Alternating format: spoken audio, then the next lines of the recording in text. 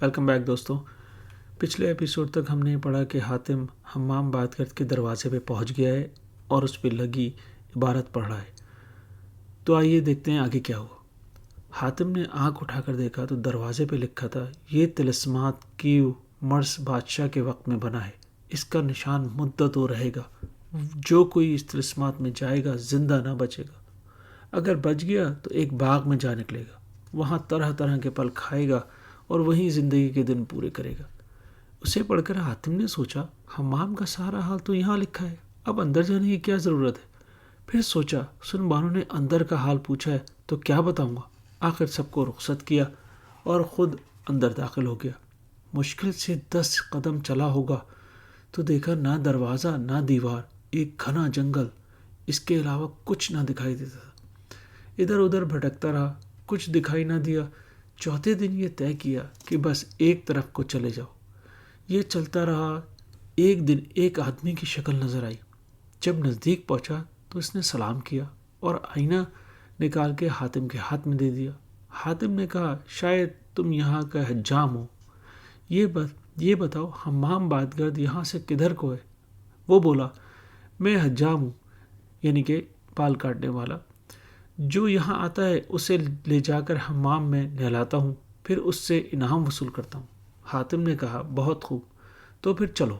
حاتم آگے آگے، نائی پیچھے پیچھے خوشی سے چلے جاتے تھے. جیسے ہی دونوں حمام کے اندر داخل ہوئے دروازہ اپنے آپ بند ہو گیا. آخر حجام اسے حوض پر لے گیا اور بولا، آپ اس میں اتریں اور میں پانی ڈالوں گا. حاتم حوض میں اتر پڑا. حمامی نے گرم پانی کا برتن حاتم کے ہاتھ میں دے دیا اور کہا، سر پہ ڈالو. اس نے ڈال دیا. اس نے پھر بھر کر دیا. حاتم نے پھر ڈالا. تیسری مرتبہ جو پانی سر پر ڈالا، ایک زوردار دھماکہ ہوا. حمام میں اندھیرا ہو گیا.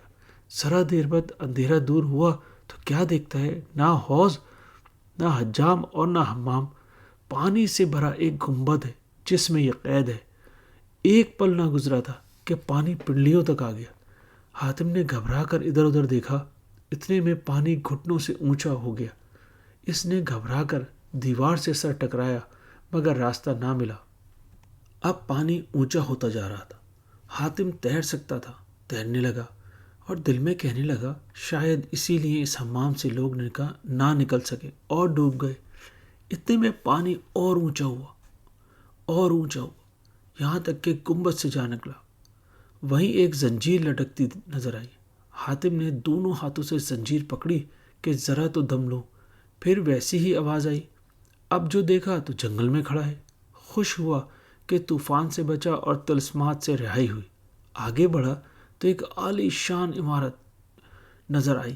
نزدیک پہنچا تو ایک باغ دکھائی دیا. دروازہ کھلا تھا. اندر چلا گیا.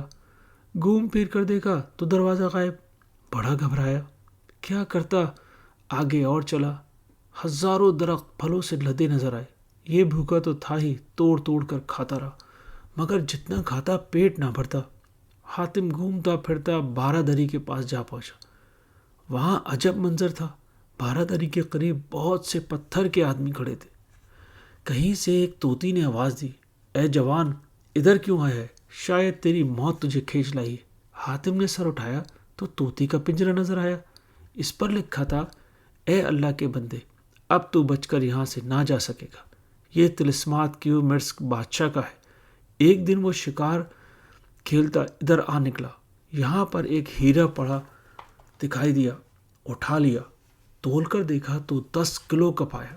اس نے سوچا، اسے ایسی جگہ رکھوں گا کہ کسی کے ہاتھ نہ لگے. یہ بات جی میں ٹھہرا کر حمام بادگرد کا یہ طلسمات بنایا. اس طوطی کو وہ ہیرا دے دیا اور پنجرے میں بند کر کے یہاں لٹکا دیا. سامنے جو ہیرو جڑی کرسی ہے اس پر تیر کمان رکھ دیا کہ جو کوئی اس طلسمات میں آ پھنسے اور باہر نکلنے کا ارادہ کرے تو یہ تیر کمان اٹھا لے. اس طوطی کے سر میں تیر مارے، اگر لگ گیا تو اسی دم اس طلسمات سے نجات ملے گی اور ہیرا بھی مل جائے گا، نہیں تو پتھر کا ہو جائے گا. یہ پڑھ کر حاتم نے بتوں کی طرف دیکھا جو ہل بھی نہیں سکتے تھے. حاتم کے دل میں آیا کہ کہیں میرا بھی یہی انجام نہ ہو. آخر کرسی کے پاس گیا، تیر کمان اٹھایا، اور بسم اللہ کہہ کے چھوڑ دیا، لیکن نشانہ چوک گیا۔ حاتم گھٹنوں تک پتھر کا ہو گیا۔ طوطی بولی، اے جوان جا، یہ مکان تیرے قابل نہیں۔ حاتم اس جگہ سے اچھل کر تیر کمان سمیت 100 قدم پیچھے جا پڑا۔ پاؤں ایسے بوجھل ہو گئے کہ اٹھ نہ سکتے تھے۔ اپنی حالت پہ گھبرا گیا، سوچنے لگا کتنی تکلیفیں اٹھا کر یہاں پہنچا، سب محنت بیکار ہو گئی۔ اب حاتم کے پاس صرف 2 تیر بچے تھے۔ یہ سوچ کر دوسرا تیر پھر مارا، وہ بھی نشانے پر نہ لگا۔ حاتم کمر تک پتھر کا ہو گیا۔ طوطی نے کہا، اے جوان دور ہٹ جا، یہ جگہ تیرے لائق نہیں۔ حاتم اچھلا اور 200 قدم پیچھے جا پڑا۔ اب وہ بتوں کے پاس کھڑا تھا۔ اب حاتم کے پاس صرف آخری اور تیسرا تیر بچا تھا۔